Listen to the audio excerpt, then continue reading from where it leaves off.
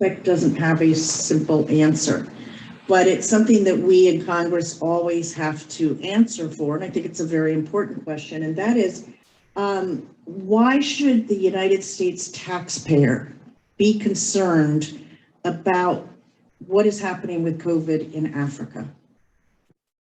Ambassador? Can I start? I think that question also is, why should the United States taxpayer be concerned with Africa? Of course. Because Yes. everything.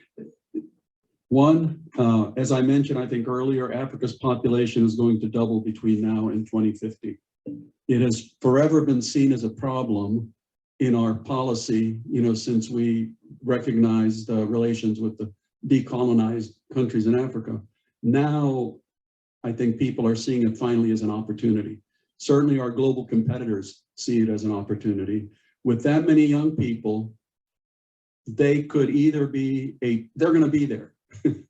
They could either become a tremendous, unfortunately, force for global instability, fodder for violent extremist organizations, millions migrating to Europe, or they could become a tremendous force, dynamic for global economic growth, and they could be billions of customers instead of problems. And the truth is that African young people have access to mass communications, and they have exactly the same dreams as young people anywhere else in the world. A good job, a good home, being able to support their families, opportunities, educational opportunities. And the elites who have been running Africa, often in a very corrupt way, are on the way out. And the young people are going to be there, and it represents a tremendous opportunity for U.S. prosperity and security, frankly, to be engaged there. Because as I said, if we're not there, the vacuum will be filled up by other people. And we also have to remember that in international organizations, a country like the Seychelles has the same vote as the United States of America. Mm-hmm. And there's at least 50 whatever votes that Africa can provide. Thank you very much, Ambassador. Mr. Maloney.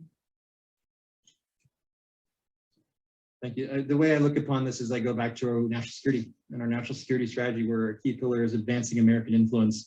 And it sounds strange to say, but if ever there was an opportunity to advance American influence, it would be through what's happening right now with COVID-19 in Africa. And I look upon that in three lenses. The first is the American taxpayer should want to protect their $100 billion of investments in basically stopping the tidal wave of HIV/AIDS. I'm just thinking back to grad school 25 years ago and what was happening in Africa for HIV/AIDS and where we are today. And that is all because of PEPFAR and the American taxpayer. This is an opportunity to protect that investment. Secondly, to demonstrate American leadership countering malign influence is critical. We've already talked about China with Congressman Burchett's comments, and I completely second those. And this is a key opportunity to do that. And then finally, I just want to speak to the moral imperative.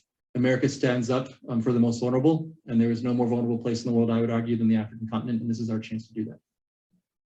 Thank you very much.